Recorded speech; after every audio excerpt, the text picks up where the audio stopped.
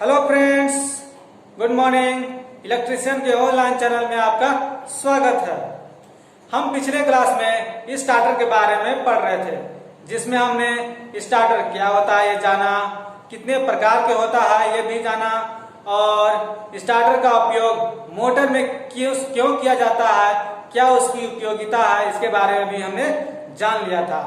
आज हम पढ़ेंगे स्टार्टर का पहला टाइप, जो कि मोस्ट इंपोर्टेंट टाइप है, डोल स्टार्टर। जैसा कि हमारा ये टॉपिक लिखा हुआ है, डोल स्टार्टर। आज हम डोल स्टार्टर के बारे में बात करेंगे फ्रेंड्स, और इसकी संरचना के बारे में जानेंगे और कैसे ये मोटर में उपयोगी काम करता है, इसके बारे में भी जानेंगे। दोस्तों, जब भी हम किसी मोटर को स्टार्ट करते हैं तो मोटर को स्टार्ट करने के लिए हम अलग अलग प्रकार के स्टार्टर का प्रयोग करते हैं, लेकिन एक स्टार्टर को हम अलग अलग प्रकार के मोटरों में यूज बिल्कुल नहीं कर सकते हैं, क्योंकि मोटर की पावर रेटिंग जाने बिना हम उसमें स्टार्टर नहीं लगा सकते। जब भी हमें किसी मोटर में स्टार्टर को लगाना होता है तो हमें मोटर की पावर रेटिंग जानना बिल्कुल जरूरी होता है कि मोटर कितने पावर रेटिंग का है, उसमें कितने फेज कनेक्शन किया हुआ है, कितने एचपी का मोटर हमारे पास है, जो मोटर हम यूज कर रहे हैं वो स्टार्टिंग में कितना करंट लेता है, रनिंग लोड में कितना करंट लेता है। इन सभी बातों की जानकारी लिए बिना ही हम किसी भी मोटर में स्टार्टर को कनेक्ट नहीं कर सकते हैं। जैसा कि हमने पिछले क्लास में बताया था कि स्टार्टर 3 प्रकार के होते हैं। कौन कौन स्टार्टर 3 प्रकार के होते हैं फ्रेंड्स? पहला होता है डोल स्टार्टर, और दूसरा होता है रिवर्स फॉरवर्ड स्टार्टर, और तीसरा स्टार डेल्टा स्टार्टर। हमने तीनों के बारे में भी थोड़ा थोड़ा जानकारी दे दिया था, जिसमें पहला जो डोल स्टार्टर होता है वो 10 एचपी से कम पावर वाले रेटिंग में प्रयोग किए जाते हैं, और दूसरा होता है रिवर्स फॉरवर्ड स्टार्टर, जो कि 10 एचपी से कम पावर रेटिंग वाले मोटर में भी यूज किए जाते हैं। लेकिन जो स्टार डेल्टा स्टार्टर होते हैं वो 10 एचपी से बड़े पावर रेटिंग वाले मोटर में यूज किए जाते हैं। तो हमने देखा कि जो अलग अलग प्रकार के स्टार्टर हैं ये अलग अलग प्रकार के मोटरों में यूज किए जाते हैं, ठीक है ना। तो इसीलिए हम बिना मोटर की पावर रेटिंग, उसकी मात्रा के बारे में जाने स्टार्टर को प्रयोग नहीं कर सकते हैं, ठीक है फ्रेंड्स।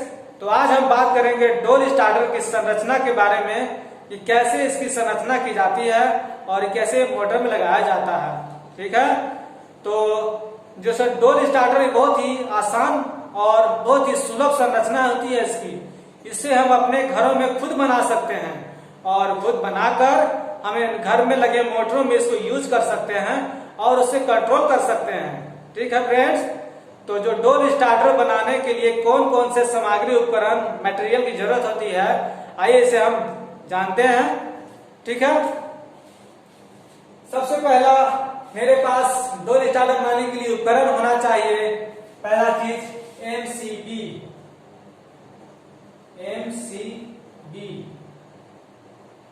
ठीक है फ्रेंड्स।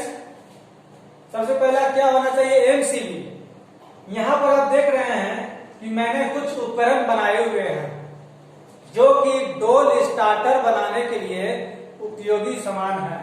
ये उपकरण है जिससे हम डोल स्टार्टर को बना सकते हैं। इसमें सबसे पहले देख रहे हैं आप कि एमसीबी को मैंने बनाया है, ठीक है ना।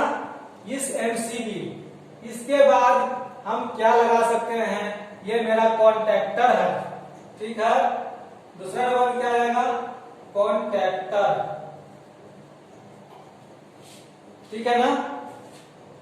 हाँ दोस्तों, एमसीबी में जो है, एमसीबी में हम एमसीसीबी का भी प्रयोग करते हैं।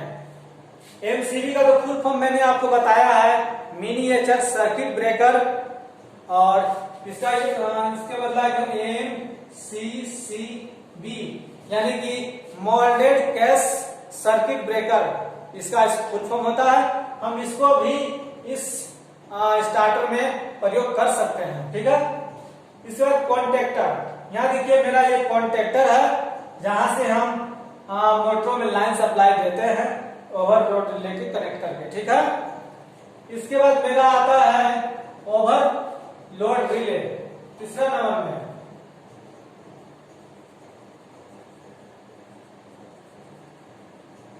ओवरलोड रिले, ये मेरा ओवरलोड रिले है, ठीक है।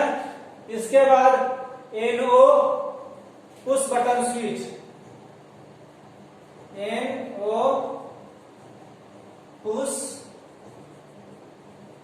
बटन स्विच, ये जो मेरा है NO पुश बटन स्विच है, ठीक। इसके बाद ये NC push button switch, NC push button switch, ये मेरा NC पुश बटन स्विच हो गया। मैंने तो यहाँ पर जितने सारे उपकरण लिखे हैं मैंने सभी लिख दिया। एक उपकरण और है जिसे हम इसमें रिक्वायर्ड के हिसाब से ऐड कर सकते हैं, क्या? तो इंडिकेटर,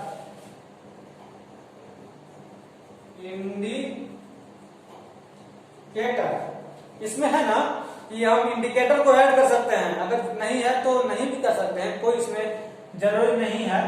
लेकिन इतने पांच उपकरण जरूरी कंपलसरी इसमें यूज करना ही होता है, ठीक है। तो इसमें हम इंडिकेटर को भी ऐड कर देंगे, कोई दिक्कत नहीं होगा, ठीक है फ्रेंड्स।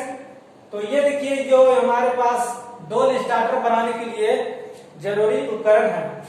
इसमें सबसे पहले MCB, ये मेरा MCB है, जिसमें एक MCB फेज के लिए मैंने लिया है, यानी कि फेज है, और दूसरा MCB मैंने न्यूट्रल के लिए लिया हुआ है। अगर हम फेज न्यूट्रल MCB के माध्यम से अगर देंगे तो हमारी सर्किट बहुत अच्छी होती है, उसमें भविष्य में किसी प्रकार की कोई नुकसान या परेशानी या फॉल्ट्स की समस्या नहीं आती है, ठीक है ना। अब देखिए, अब मैंने तो इसमें सारे उपकरण के बारे में लिख दिया। अब जो ये मेरा सर्किट है, ये जो मेरा डोल स्टार्टर है, इसमें मैं अब वायरिंग करने के लिए आपको इसमें विधि बताऊंगा, कैसे में इसकी वायरिंग की जाती है, ताकि तब तो आपको अपने घर में बना करके उसको मोटर में यूज करेंगे, ठीक है ना। सबसे पहले हम यहाँ फेज वायर को MCB के पहले पॉइंट्स में कनेक्ट करते हैं। इसके बाद यहां से एक वायर निकाल करके हम ये जो मेरा NC पुश बटन स्विच है, इसके मेन पहले कॉन्टेक्ट में लगाते हैं। इस प्रकार देखिए, देखें जो मेरा फेज वायर था यहां से कॉन्टेक्ट निकल करके NC पुश बटन स्विच के पहले कॉन्टेक्ट में आ गया, ठीक। इसके बाद जो NC पुश बटन स्विच है, इसके दूसरे वाले पॉइंट से ओवरलोड रिले में आकर इसका कनेक्शन किया जाएगा। यहां से मैंने इसका लिया और यहां से इसका कनेक्शन कर दिया, ठीक। इसके बाद हम क्या करेंगे कि जो ओवरलोड रिले का जो सेकेंड पॉइंट है, इसका कनेक्शन मैं NO पुश बटन स्विच के पहले वाले कॉन्टेक्ट पॉइंट के साथ कर देंगे। यहां से गए ऐसे और मैंने इसका कनेक्शन यहां पर कर दिया, ठीक। इसके बाद जो NO पुश बटन स्विच है, जो स्टार्ट करने वाला जो स्विच है, इसका सेकेंड पॉइंट से लेकर के हम ये कॉन्टेक्टर के पहले पॉइंट के साथ इसका कनेक्शन कर देंगे। ये देखिए यहां से मैंने इसका कनेक्शन कर दिया यहां पर, ठीक है। अब यहां से मैं वायर लूंगा जो कि न्यूट्रल के लिए सप्लाई लेगा। यहां देखिए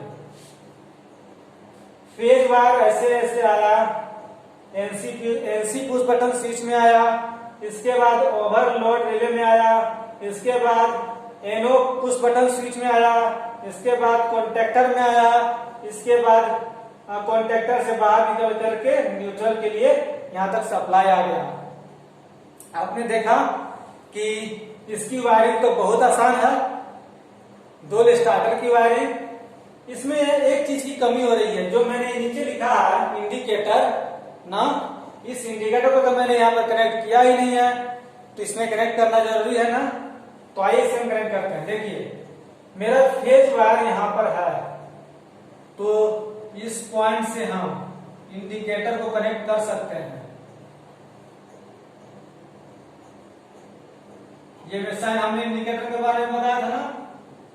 यहां देखिए, जब हम यहाँ और यहाँ इसको कनेक्शन कर देंगे ना, तो ये मेरा इंडिकेटर भी इंडिकेट करेगा जब इस डोल स्टार्टर में लाइन सप्लाई आएगा।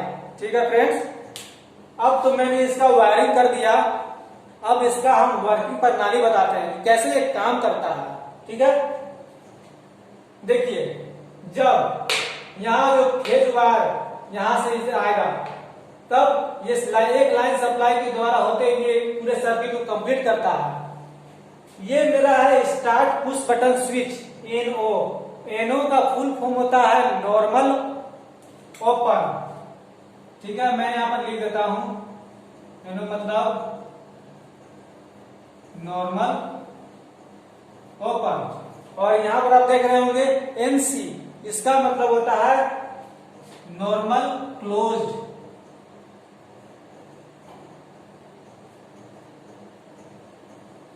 नॉर्मल क्लोज इसका एक फुल फॉर्म होता है। ठीक है ना। अब देखिए, जब मैं स्टार्टिंग जो पुश बटन स्विच है स्टार्ट करने वाला, मोटर को जब स्टार्ट करने वाला जो स्विच है, इसको मैं जैसे ही ऑन करूंगा, ठीक, तो जैसे ही ऑन करूंगा कॉन्टेक्टर मेरा ऑन हो जाएगा, इसमें लाइन सप्लाई आने लगेगी, और जब ये ऑन हो जाएगा तो मोटर हमारा चलने लगता है। ठीक है, इसमें एक ऐसी सेटिंग की हुई रहती है, जो पुश बटन ऐसा स्विच होता है, इसमें ऐसी सेटिंग की हुई रहती है, जैसे इसको हम दबाएंगे तो ये दबा ही रहता है। ठीक है ना, ये दबा ही रहता है। इसमें एक प्रकार की सेटिंग की हुई रहती है पुश बटन स्विच में।